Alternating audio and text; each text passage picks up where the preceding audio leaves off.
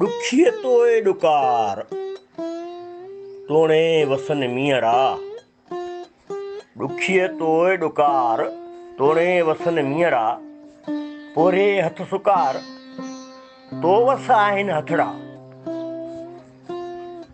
अस्सलाम वालेकुम दोस्तों, सुर माधुरी जे हिन बैत में असांजे लतीफ़ रहबर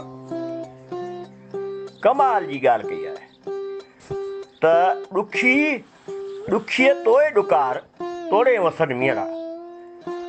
भला आहे न हैरत जी ॻाल्हि त मींहुं बि वसे पोइ ॾुकार वरी कहिड़ो। हा साईं, जॾहिं लतीफ़ साईं का ॻाल्हि करे त इहा बा मक़सदी हूंदी आहे, बिना मक़सद जे असुल न।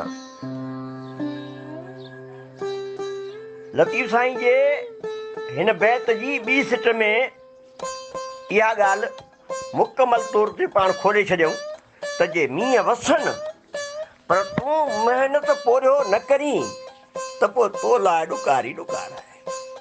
छो त मींहं सां पाणी जा फुड़ा त किरंदा पर को अनाज को पैसो वैसो त कोन किरंदो न।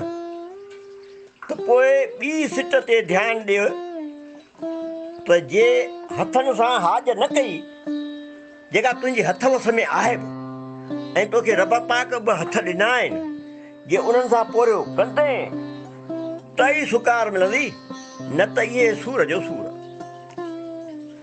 साईं मामिलो फर्द जो हुजे या मुआशिरे जो हुजे, पर उनजी तरक़ीअ कामयाबीअ जो राज़ सिर्फ़ु ऐं सिर्फ़ु महिनत मशक़त ऐं कोशिश में समायल आहे। इन करे लतीफ़ हिन बैत में हथनि तोड़े ज़हनी पोरे जो सबक़ तोड़े।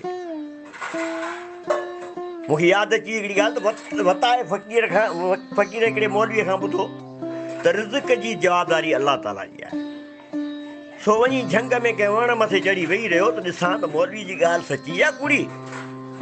सॼो ॾींहुं गुज़रण में वञी गुज़रियो, मानी त न मिली, नेठि बुख बि तपाएसि। वण तां लही घर वञण जो सोचई त वण जे हेठां अची ॿ माण्हू वेठा ऐं उन्हनि हड़ खोली उन में ॿधल मानी खोलियाऊं ऐं वेही खाइण त वताए सोचियो त भई आहे मौलवी जी ॻाल्हि सची ऐं मानी त अची वई आहे, हमरा बुला खणी आहिनि। पर हुननि मानी खणी खाइण शुरू कई त वताए चयो मार भिणे जा पुटराणी इहा बि थी वञे। वठी वियो वॾे आवाज़ सां खंघि कयईं त मथे निहारियो उन्हनि हमराहनि, अड़े कीअं वताया मानी खा, हलिया हलिया हलिया। तॾहिं मानी खाधई ऐं पोइ चई यार ॻाल्हि मौलवी जी सची बराबरि आहे, पर अलाह ॾे बि थो पर खंघाए खंघाए थो ॾे। सोदा इहो सॼी ॻाल्हि इन तरह सां आहे त जे महिनत न करे त भले ॿिया मींहं वसनि कुझु बि कोन मिलंदो। हथ जो पोरियो जॾहिं कंदो, पाण महिनत कंदो त ई कुझु हड़ हासिल थींदी। ये लतीफ़